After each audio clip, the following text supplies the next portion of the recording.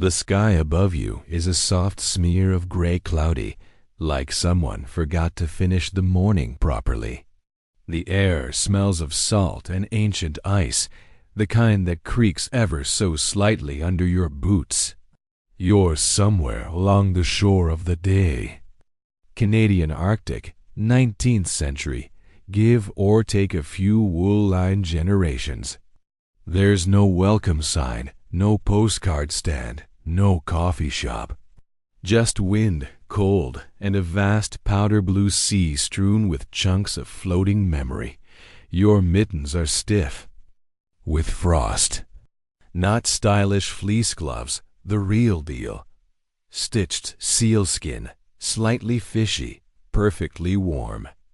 You can hear the crunch of snow beneath your feet as you follow a figure ahead. An old Inuit hunter, hooded and steady, moving through the drifts, with the calm of someone who's never once lost his car keys because, well, there are no cars. Or keys.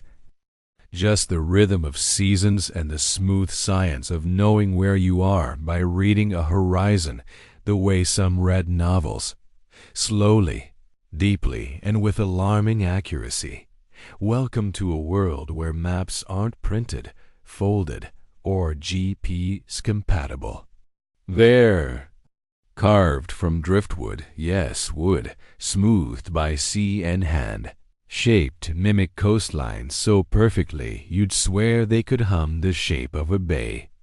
You hold one in your hand now. It fits your palm like it's known you longer than your childhood teddy bear did. No labels, no legend, just tactile truth. You probably won't make it through this day too cold, too long, too delightfully dull in the most hypnotic way. But you'll get far enough to start seeing how beautifully complicated simplicity can be. Before we really start, feel free to like and subscribe if you haven't already, only if your fingers haven't frozen solid. And if you're still awake, drop your local time and location in the comments so we know where this strange little journey is finding you. Now let's ease into tonight's story. You trail behind the old hunter as he stops to retrieve something buried in the snow. He pulls out another piece of driftwood, weathered and oddly shaped. He hands it to you without a word. It looks vaguely like the coastline you just walked along, except, somehow, it's more accurate than your memory of the actual coast. The curve is right. The inlet feels right. Even the little jagged bit that looked like a frozen toe stub, it's there. These driftwood maps to meet, as they're sometimes called, are not decorative. They are real, functional memory tools, made by Inuit navigators to chart the intricacies of the land and sea around them. Each bump, each notch, corresponds to something lived. And if you know how to read it, you can find your way through a world that doesn't offer you a second chance if you get lost. Historians agree on their purpose but debate the exact number of people who made and used them. Some think they were common among coastal Inuit groups. Others suggest they were more personal, like one man's journal never meant to be read by strangers. You can see both arguments. This one in your hand feels almost too intimate to be public. It's less like a map, more like a letter written in the language of place. And the weird tidbit of the day? Some Inuit maps were not only carved from wood, but also shaped out of ivory, sometimes even snow, for temporary use. Yes, snow. Cartography with an expiration date. You run your gloved fingers over the piece. It hums nothing, of course, but your imagination tries anyway. It says, go here, then turn where the ice tastes like brine, and stop where the wind whistles two notes instead of one. And weirdly, you get it. You feel a strange sense of direction, as if your body recognizes something your brain hasn't caught up to. The hunter nods at you and walks on. You follow, holding the map like a relic, or maybe like a compass made by someone who understands the land better than Google ever could. The sky hasn't changed much, still gray, still diffused like a dream halfway erased. But now the wind is quieter.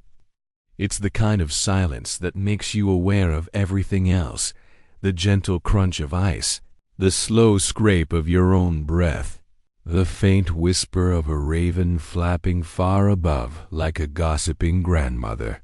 You approach a small gathering of others huddled around something on the snow.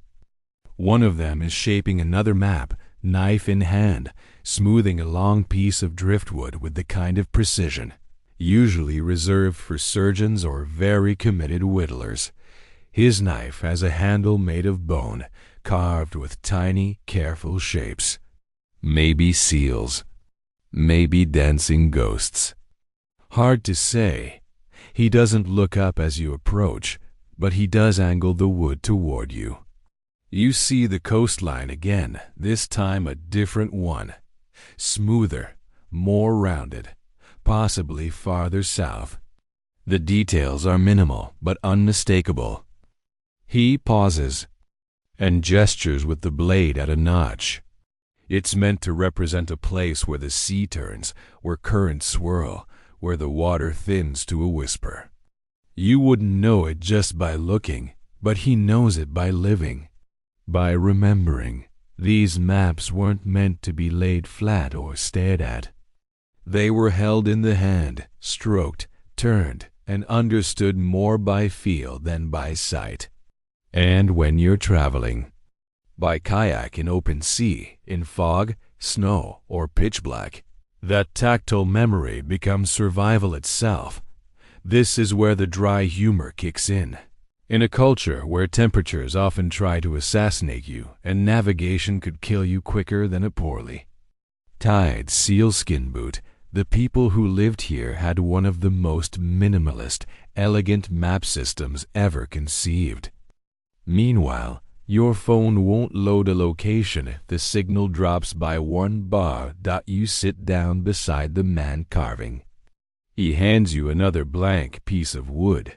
You try copying what he's doing. It feels wrong. Your hand doesn't move the way his does.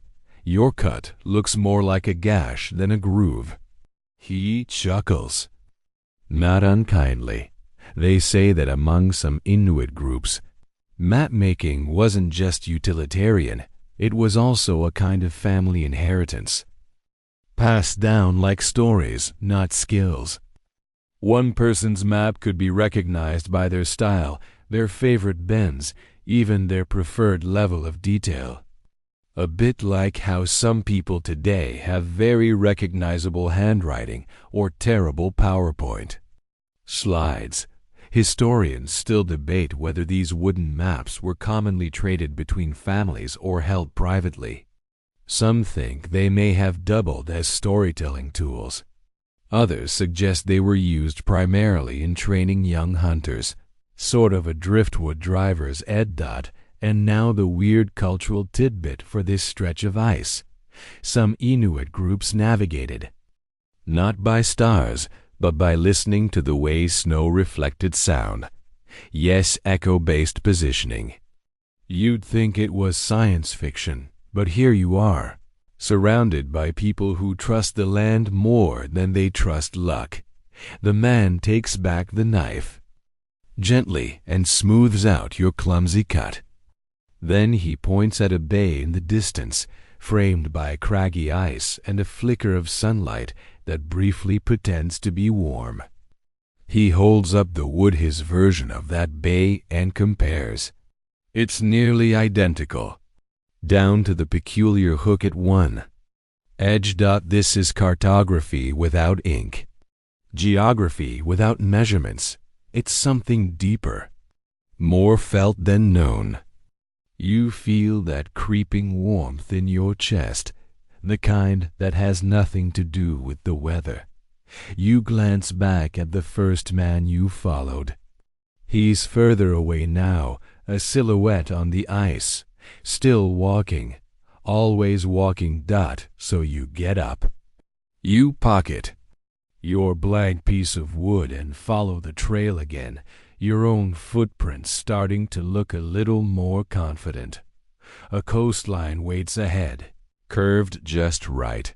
You press forward, boots creaking softly on the frozen crust of snow, the world now awash in that strange Arctic palette of whites that are never truly white. Some lean blue, others gray, and a few, if you squint, glow faintly pink where the sun slips just under the clouds. Like an apology for not trying harder today, the trail curls toward a slope, not steep, but long, and you take it slowly because sliding gracelessly down a hill in front of seasoned Inuit elders is not high on your bucket list. A cluster of stone markers dots the ridge ahead. Inuksut, the plural of Inuksuk, if you're feeling academic. These are not just decorative lawn stones or Instagram props. They're ancient GPS towers, Inuit style. You reach one shaped like a human figure, arms out as if mid-shrug, asking, "Lost again?" Inuksut served as wayfinding tools long before tourist brochures existed. Some marked food caches. Others guided hunters or pointed to the right river fork during seasonal migrations. One in particular, a towering one, lopsided but tall, stands just ahead, silhouetted against the low-hanging Arctic sun. It's said that some were built so precisely a traveler could line up two stones to find the next direction point. Navigation by alignments, like ancient GPS with personality. As you approach, a raven caws lazily from atop a snowbank, clearly judging your pace. The wind picks up a little, combing through the fur trim on your hood like a half-hearted hairdresser. You feel the map in your pocket. Driftwood, cool, smooth, and absurdly comforting. The older man has stopped to wait for you again. He doesn't say anything, but he doesn't need to. You stop beside the tallest Inuksuk and glance around. There's nothing visibly special here. No settlement, no campfire, no dramatic mountain. Just a feeling. Like this place was chosen not for what it is, but for what it means. The man places his hand on one of the stones and taps gently. It wobbles, but holds. Here's your major historical fact for the moment. Inuksut go back thousands of years. They were built all across the Arctic by Inuit peoples, not just in Canada, but also in Greenland and Alaska. Some were ceremonial. Others acted like a spoken sentence frozen in time. Turn left here if you value your life. And for the obscure cultural tidbit, some Inuksut were shaped intentionally to resemble humans because, in some traditions, they were believed to contain guidance from ancestors. Imagine that, a literal rock with better travel advice than your uncle. Historians still debate whether specific formations were universally understood across different Inuit communities or if meanings were deeply local. It's possible two groups could walk past the same stone and read completely different messages into it, like one saying, "Go home," and the other hearing, "Dinner this way." The wind softens again. You and the hunter stand in silence for a while, listening to the snow shift gently in drifts. The Inuksuk behind you seems to hum a little. Not actually, of course, but the kind of hum you feel more than hear, like your heartbeat slowed down. He begins walking again, not along the ridge this time, but down toward a wide frozen inlet. its edges cracked like an old mirror. You follow, now not just carrying a map, but walking within one, the coastline from earlier. You're in it now. It curls just like the driftwood said it would dot, and so you walk on, the snow crunching beneath you like soft applause. You come to rest beside a low shelter made of stones and snow blocks, nothing extravagant. Barely hip height, but built solid enough to outlast at least 3 of your last apartments. There's a narrow entrance like a fox's den. The old man ducks inside and, with all the dignity of someone very much not worried about your opinion, disappears. You follow. Why not dot inside? It's dim, earthy, and unexpectedly warm, at least compared to the outside, where your eyebrows were slowly freezing into artistic arches. The ceiling is low. You crouch awkwardly and take a seat on a fur-covered rock. The hunter offers you a small piece of dried fish which tastes like salt, effort, and mild obligation. You nod gratefully that there are no maps on the walls, no calendars, no written signs. And yet this space feels thick with memory, like the air's been steeped in stories for decades. He pulls something from a wrapped bundle. Another driftwood map. This one's older, worn to the point of near erasure. You can barely make out the coastlines anymore, the little grooves softened by time and travel. But the way he holds it tells you everything. It still works. The shapes live in his mind. The map is not just an object. It's a key to something much larger than itself. Here's your historical fact of the moment. In the 19th century, explorers like Knud Rasmussen and Franz Boas recorded Inuit napping practices with a kind of shocked reverence. These people, without sextants, without charts, without universities, could cross miles of featureless ice by feel, by wind, and by memory encoded into wood. They navigated by song, shape, scent, and silence. You study the map again. One curve in the wood is so shallow, you almost miss it. The man caps it with one finger, then gestures vaguely toward the east. A river mouth, maybe, or a hunting spot, or a place where something happened long ago. And he hasn't forgotten that. Now the weird cultural tidbit. In some regions, Inuit travelers could identify where they were based on how the snow felt under. Their sled runners, thick, crunchy snow meant one thing. Soft, quiet snow meant another. The land, for them, was never silent. It whispered constantly. You just had to learn the dialect. Historians still debate whether this kind of embodied navigation was taught deliberately or absorbed gradually by experience. Probably both. Either way, it's clear that you'll figure it out had a much higher success rate than any GPS system that says, recalculating 4 times in a row. You sit quietly as the wind howls outside the little shelter, pressing snow like soft fingers against the seams of the stone.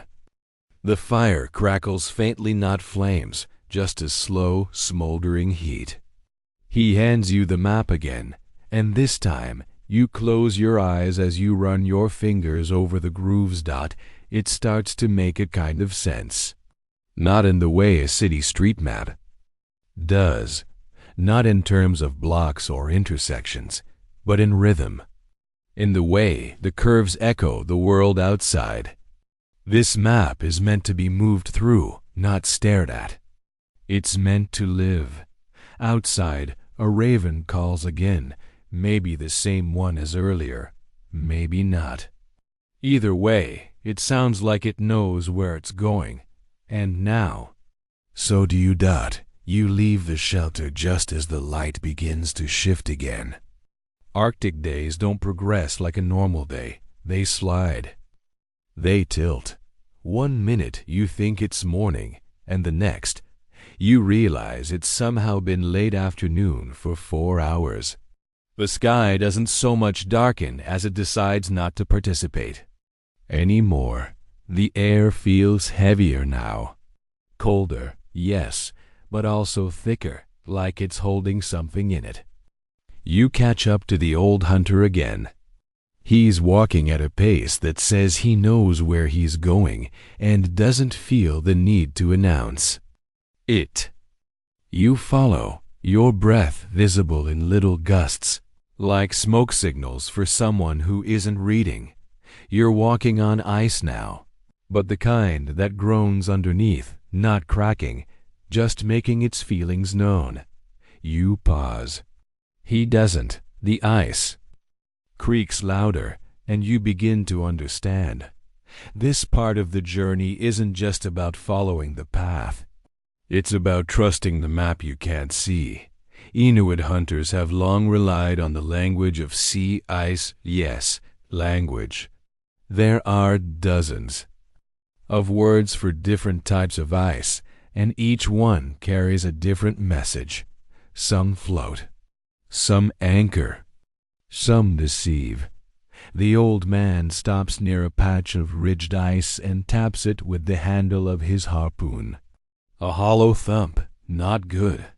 He veers to the left, toward thicker, more reassuring crunches. You mimic him, trying to match not just the direction, but the attitude. It's not just where he walks, but how. Confident, but listening. Here's your historical fact. Inuit peoples could read sea ice the way some people read spreadsheets.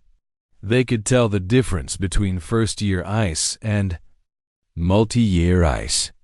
They knew how to spot the slick shine of newly formed black ice, a thin, dangerous sheet that forms fast and kills faster. To outsiders, it all looks the same.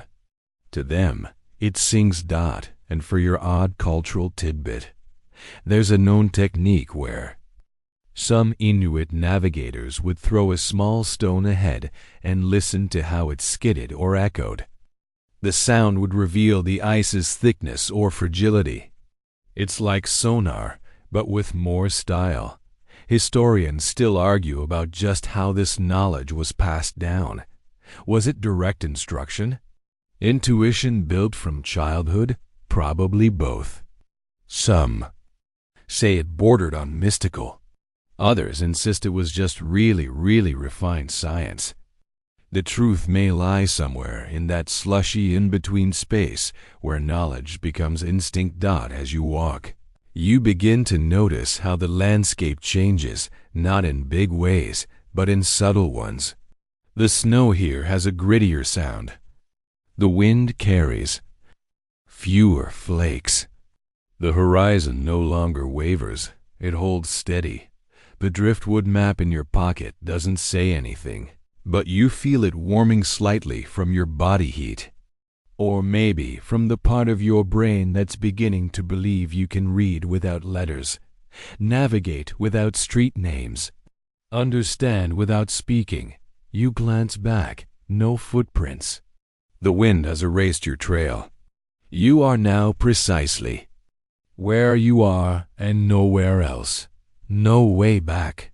Only forward. The hunter stops, looks to the sky, then to the sea ice ahead, then to you. He points forward, then to your chest. As if to say, you know the way now. And oddly enough, you almost believe him. Later, how much later, you can't be sure. You find yourself atop a frozen bluff, looking down over a small coastal encampment. Several low igloos dot the landscape like careful punctuation marks, each one with a thin stream of smoke rising gently into the twilight. It's quiet, but not empty. Peaceful, but not still. The hunter makes no announcement. He just walks in. You follow, stepping into a world that hums with purpose and patience. A few children run past, bundled in furs, chasing something invisible. Laughter echoes across the ice like warm echoes in a cold room. A woman waves from the distance, her hood trimmed in thick fox fur. She's grinding something with a stone and smiling like she knows how the story ends. You pass a few sleds, their curved runners scratched and well-loved. Each one is tied with sinew, sealskin, and what you guess might be decades of practical wisdom. One sled even has a carved driftwood map strapped to it, not decorative, not dusty, ready. Waiting inside one of the igloos, you're invited to sit. No fanfare, no ceremony. Just a cup of something warm passed into your mittened hand. You remove your gloves slowly and feel the heat soak into your fingers like a forgotten blessing. The map comes out again, your map now, though it still feels like borrowed wisdom. A child watches you trace your finger along it and then takes it gently to mimic your motion. Their hands are small but confident, like they've already done this 100 times in dreams. Here's your major historical fact for this fireside moment. Inuit driftwood maps weren't isolated relics. They were part of a broader system of environmental literacy passed from elders to children, hunters to novices, travelers to neighbors. This was not just about survival. It was about intimacy with the land, a deep, ongoing relationship, and your delightfully weird cultural detail? In some Inuit communities, children were trained to remember long navigation routes by playing memory games using stones or bone pieces, each representing a landmark or danger zone. Storytelling and survival were never separate. They braided together like sinew threads. Historians still debate whether these training games were formalized rituals or playful improvisations. Some evidence suggests structured apprenticeship. Other sources say it was more like being raised inside a song you slowly learn to sing. The fire pops gently beside you. Outside, a dog howls, not in warning, just in recognition of the night. Someone hands you a small carved token, another piece of driftwood, this one shaped more like a mountain than a coastline. You recognize its silhouette from the ridge earlier. A gift, or maybe a test. The child who traced your map earlier curls up beside the hearth, already drifting to sleep beneath a thick fur blanket. Their breath slows. The wind outside softens. The hunter, now seated near the back of the igloo, nods once. You're not sure if it's approval or farewell, but for the first time, you don't feel like a visitor. You feel like part of the map. Morning arrives with no ceremony, just a subtle change in the light, as if someone whispered a slightly brighter shade of gray across the sky. You wake slowly, fingers curled near your face, warmth still trapped inside your heavy clothes like a small private miracle. The igloo smells faintly of seal oil, fur, and long stories. You stretch, careful not to disturb the child still snoozing nearby. Outside, the world murmurs with the sounds of early life. Footsteps in snow, a bone knife against hide. A dog barking once and then deciding that was enough for today. You step outside, blinking against the pale haze. The settlement is already in motion. People are packing, loading sleds, lashing supplies in ways that suggest both precision and muscle memory. Nothing rushed, but everything moving. It seems this is not a place to stay, but a place to pause. The Arctic doesn't permit stagnation. It favors those who know when to leave. The old hunter appears beside you like an apparition in layered fur, already holding a new map.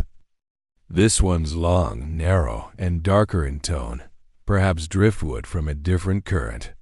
He taps the edge twice, then points inland. Time to move. You join the caravan, if it can be called that. A few sleds pulled by dogs, others by hand. A small fleet of knowledge on the move. The air smells clean and cold, like a page just turned. You're handed a sled to help pull. The rope is worn but strong, and your hands grip it like they've done this before. Which, to be clear, they have. Not. But something about the rhythm makes sense.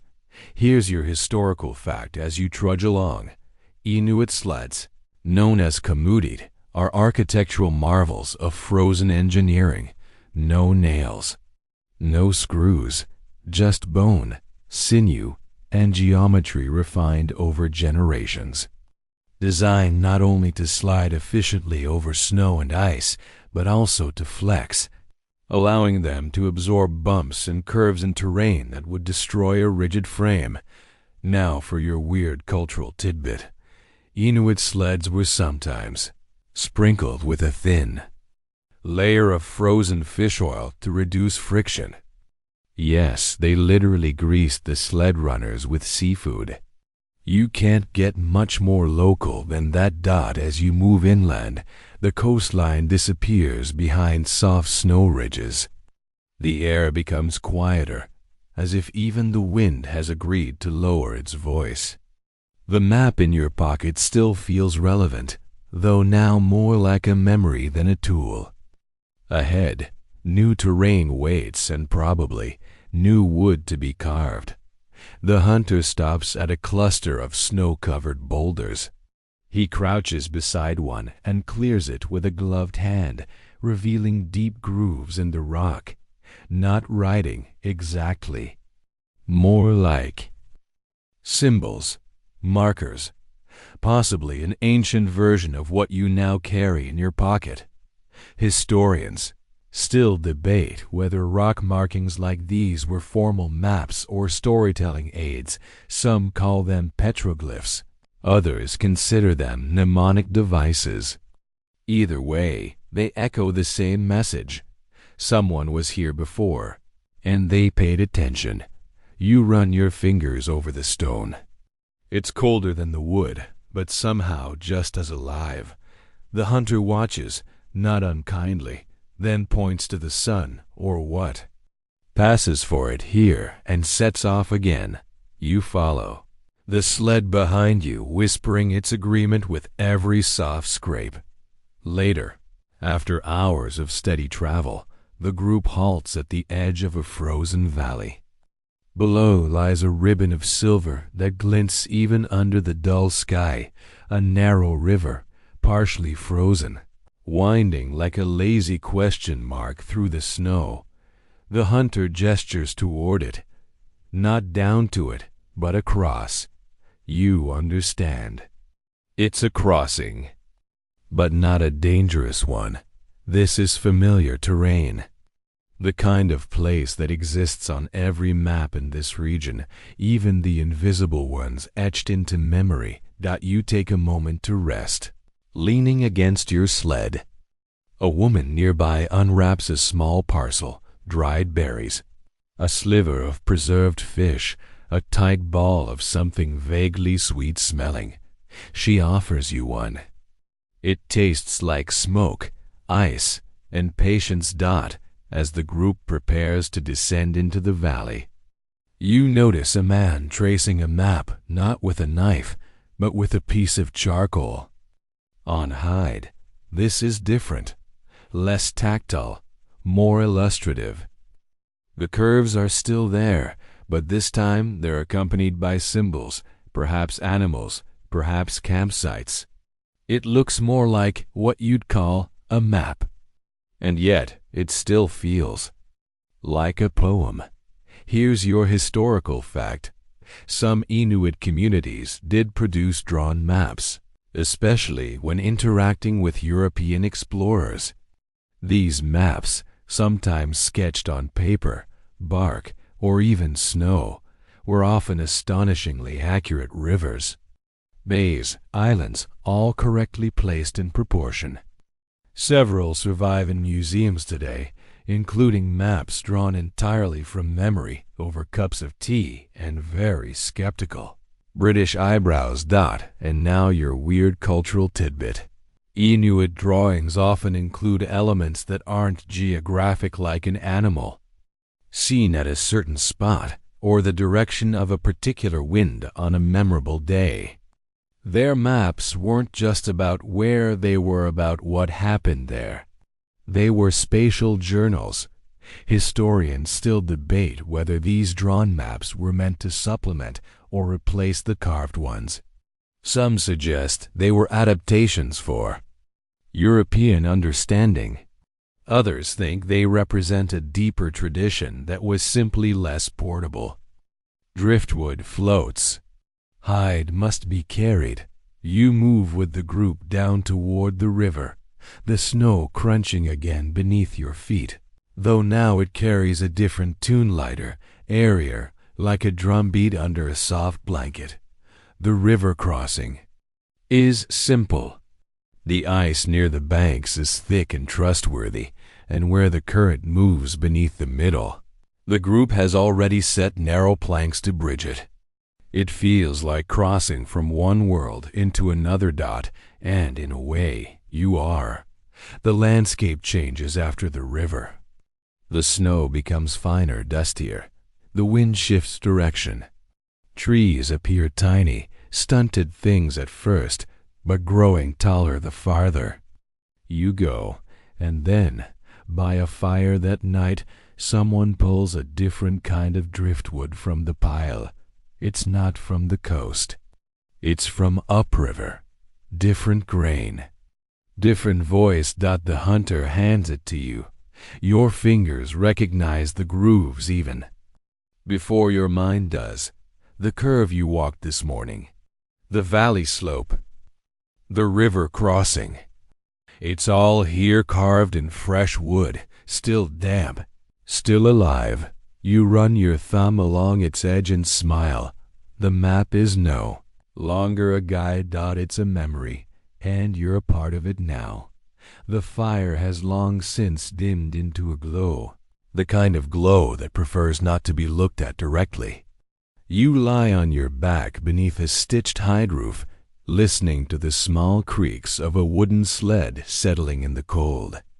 The stars outside are sharp and opinionated, clear, bright, and not shy about showing up.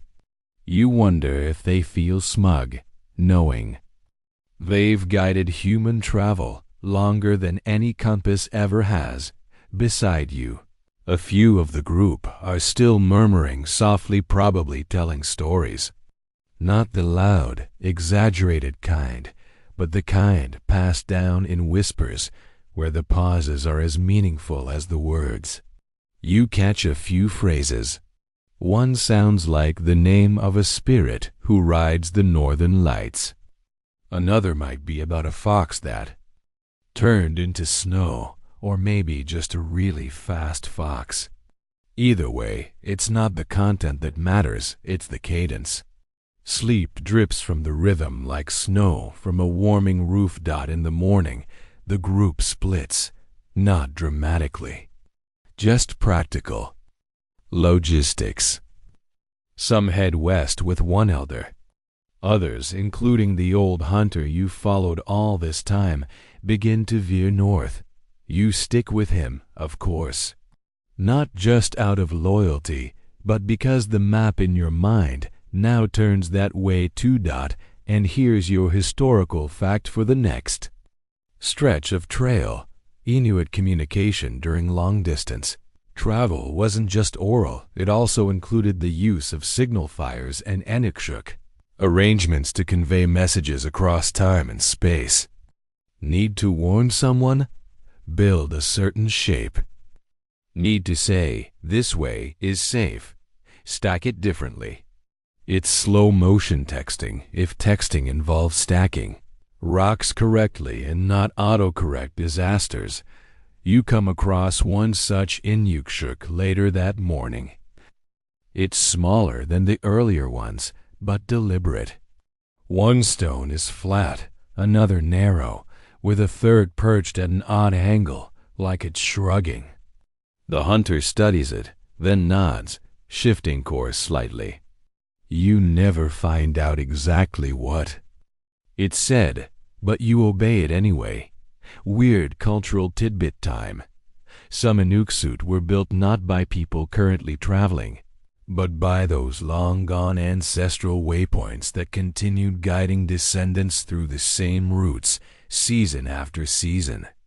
Like spiritual breadcrumbs, historians still debate whether the interpretation of each structure was fixed or flexible. Some say each design had a standard meaning.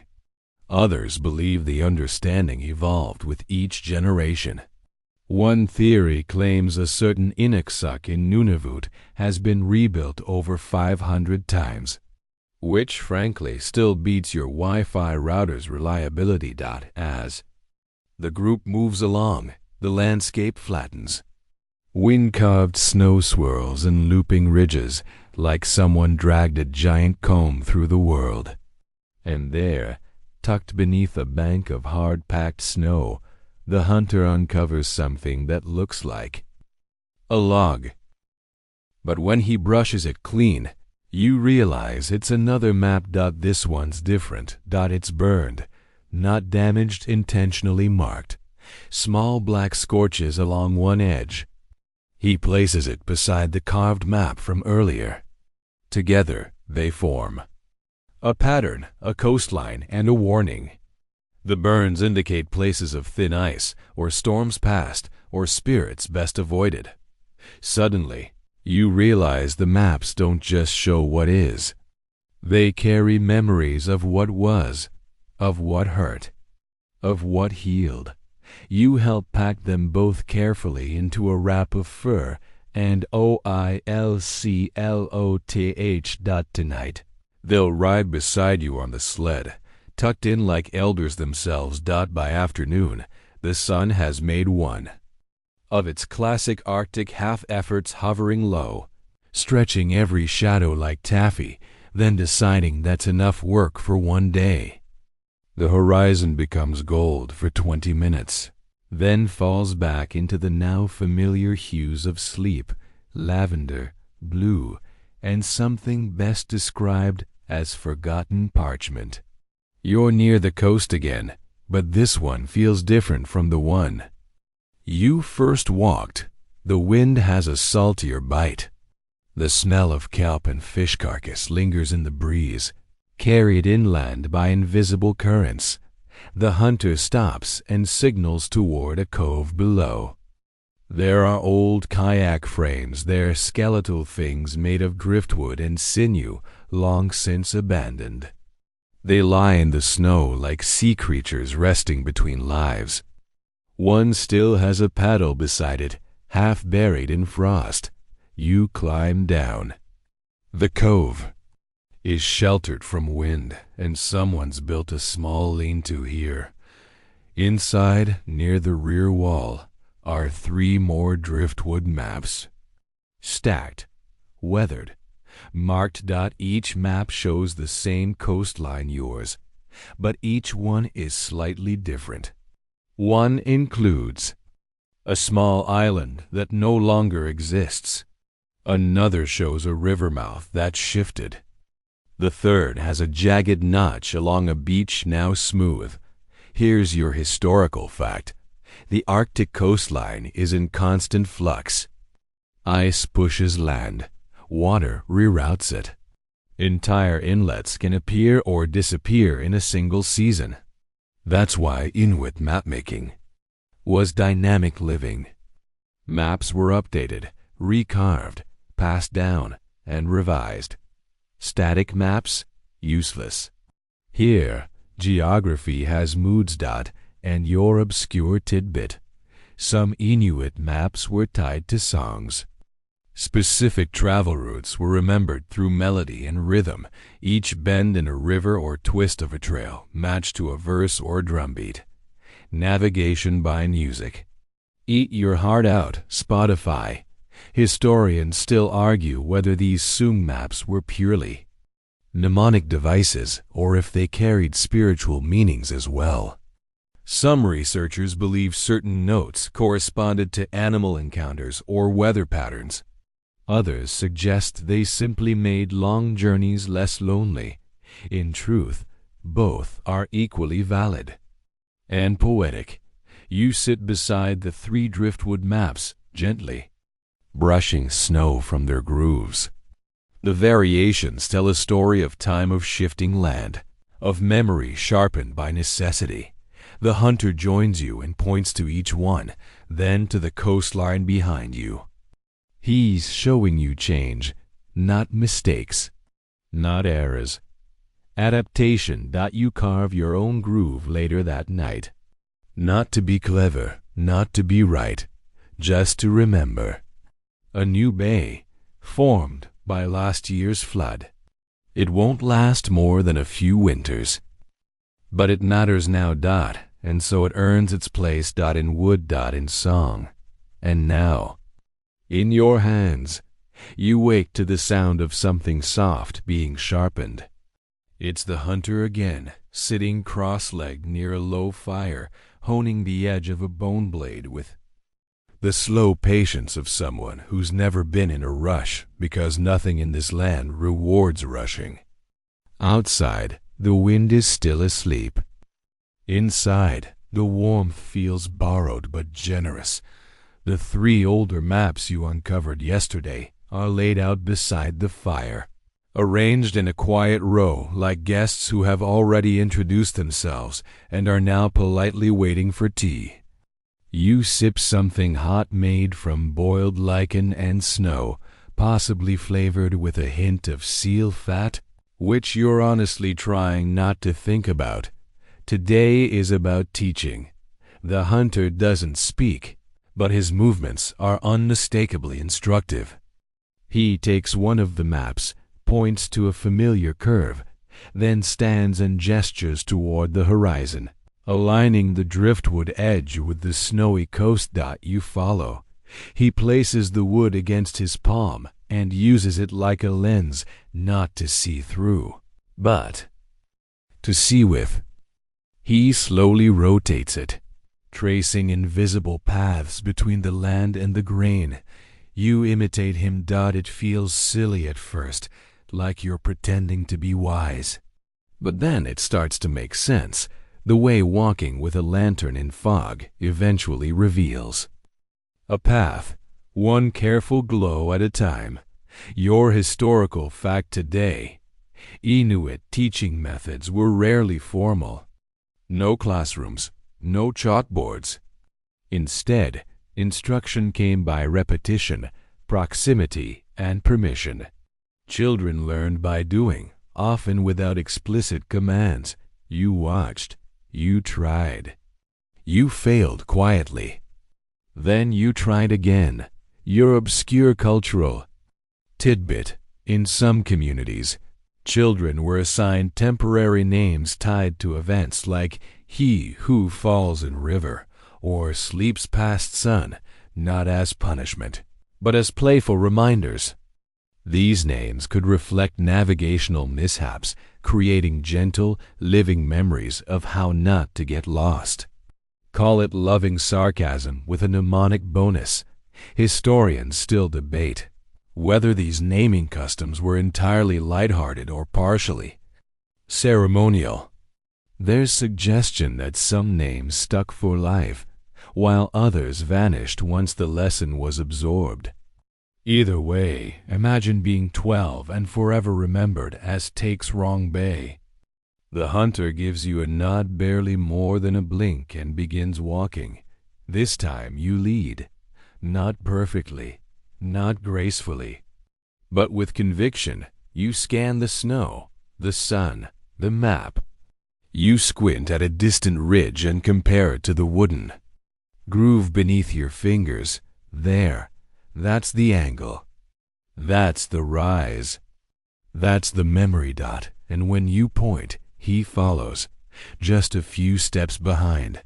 The wind picks up again as you descend toward a low, white line, featureless, treeless, but somehow familiar.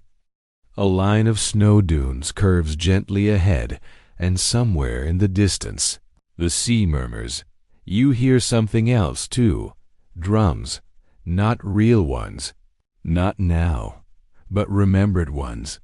From a song you didn't know you knew. By mid-afternoon, you reached the coast. Once more, this one, you're told, is called the Quiet Beach, though you're not told why. You figure it out the moment you step onto it. The snow here doesn't crunch. It sighs. The sea, just beyond the drift, doesn't crash. It whispers. And the wind, remarkably, says nothing at all. It's a place meant for remembering, for slowing down, for carving. A circle has gathered, not a crowd, just a cluster of people, seated on skins and stones, each holding a piece of driftwood and a carving tool. No one speaks. The only sounds are scraping, shaving, and the occasional rhythmic breath. You join them, settling in beside a younger boy who glances at you once, then returns to his work. You take out your map. It's not finished, of course. No map ever is, but it's time to add, not to correct. To continue, you carve slowly. A bay you crossed, a ridge you walked. A moment when you trusted your feet more than your eyes. Here's your historical fact for this hushed afternoon. The driftwood used in Inuit maps wasn't native to the Arctic. It came from distant forests, carried north by rivers and ocean currents. Most of the wood arrived warped, water-worn, and oddly shaped perfect. In other words, for maps. They worked with what arrived, not against it. And you're delightfully obscure. Cultural tidbit. Some Inuit carvers believed that a piece of wood carried the memory of its journey in its grain. Before carving, they'd hold it for hours, running fingers along its edges, reading it like a novel only it could tell. Historians still debate whether this belief was symbolic or spiritual. Was the wood literally trusted to know the land? Or was this just a poetic way of saying, be patient before you start slicing things? Either way, you find yourself listening to your own piece of driftwood palming its curves, pressing your thumb into the salt-softened grooves. The beach quiets further as evening draws down. Some of the group begin lighting small fires, not big ones, just flickers, placed in a deliberate pattern along the edge of the dunes. You realize they're building a map not in wood this time, but in flame. Each fire marks a place they've passed, each spark a turn, a memory, a decision. You add one fire, just one, for the place where you stop doubting your direction. And as you sit in the glow, driftwood in one hand, warmth in the other, the quiet beach earns its name once again. The wind doesn't rise, the night does. And the map in your lap, slowly, softly, becomes a story you might one day tell. You wake before the others, not out of duty, not from cold, just because the world feels awake. That pale glow has returned, Arctic daylight easing in sideways, slow and undecided. You step outside the tent flap, crunchless onto snow that has frozen in gentle swirls. A gull coasts silently. Overhead, as if pulled by invisible thread. Down the beach, the fires from last night are just embers now, barely breathing. But the trail they created still lingers, marked in blackened stones and scorched indentations in the white. The coastline seems softer here, like it too has been listening to all this silence and decided not to interrupt. A few others stir and emerge, sleep lines still on cheeks, movements quiet and circular. No one speaks, no one needs to. Today is the last day of this journey, the final stretch. The part where the map will loop back and stitch into itself like the closing verse of an old lullaby. The hunter hands you a new piece of driftwood. It's different from the others, smoother, lighter in color, shaped more like a wand than a slat. It's a gift, clearly. But it's also a task. Here's your historical fact. Driftwood in the Arctic was never wasted. It was used not just for maps, but for tools, sled rails, tent supports, even children's toys. The ocean delivered, and the people responded not with consumption, but with gratitude. A transaction older than commerce. Your cultural tidbit? Some Inuit believed driftwood had to be asked permission before it was carved, especially if it was unusually shaped or large. People would speak to it, lay offerings near it, or leave it alone entirely. Not all wood wanted to be changed. Some had already served their purpose.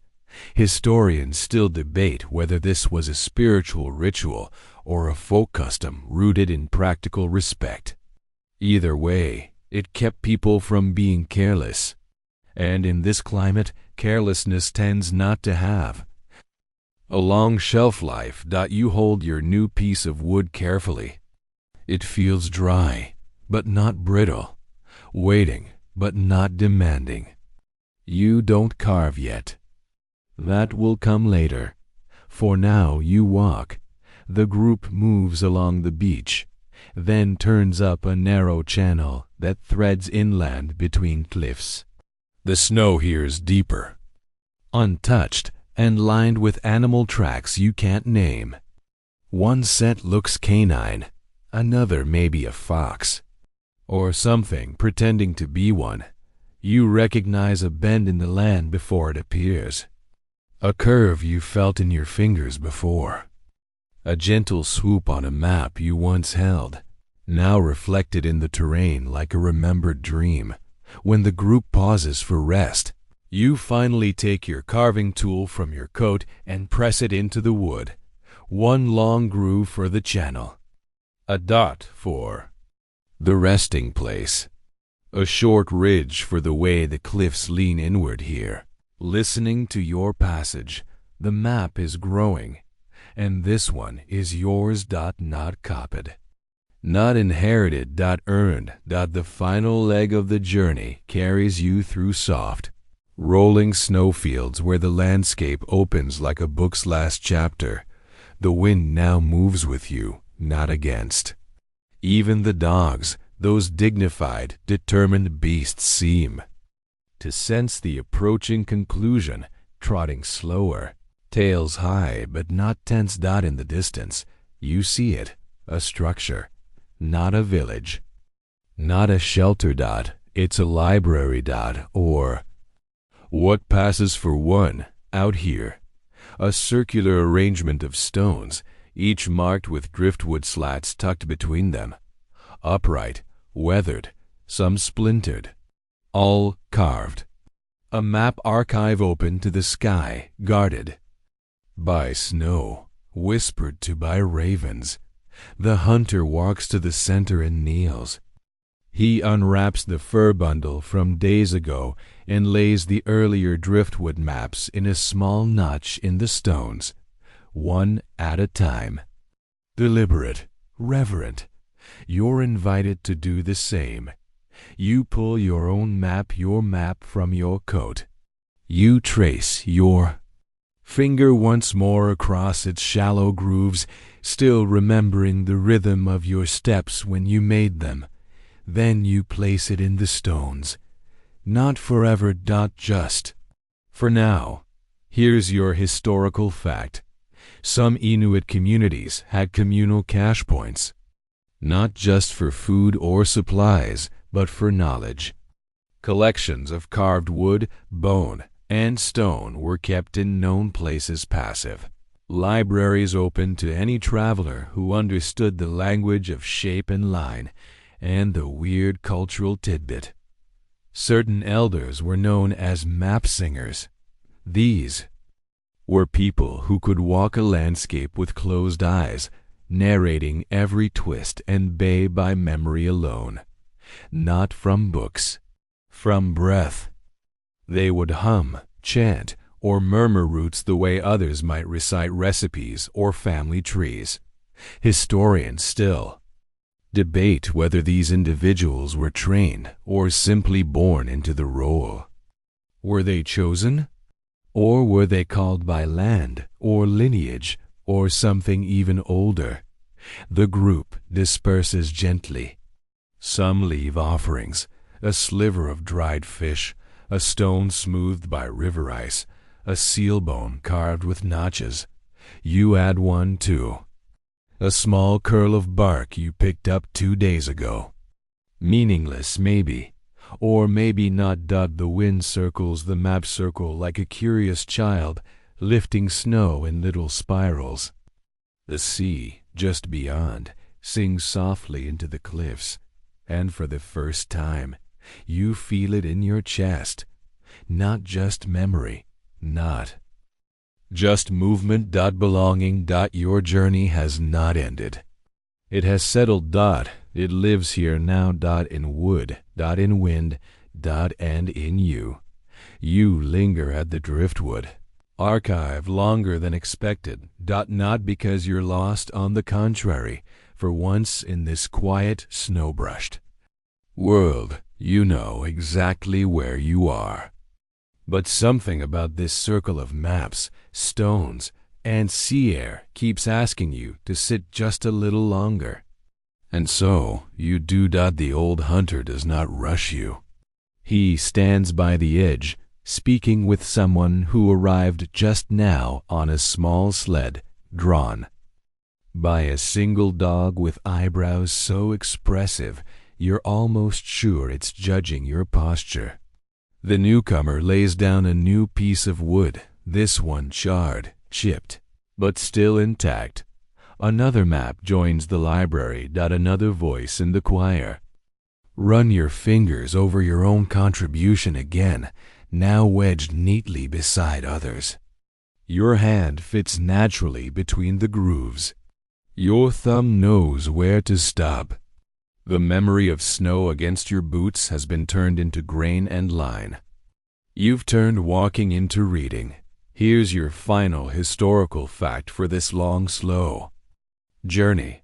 These driftwood maps, called to sarnitude in some dialects, are some of the only cartographic systems in the world made entirely by feel. Designed to be read in the dark, or by firelight, or during a snowstorm so thick even your eyelashes freeze together.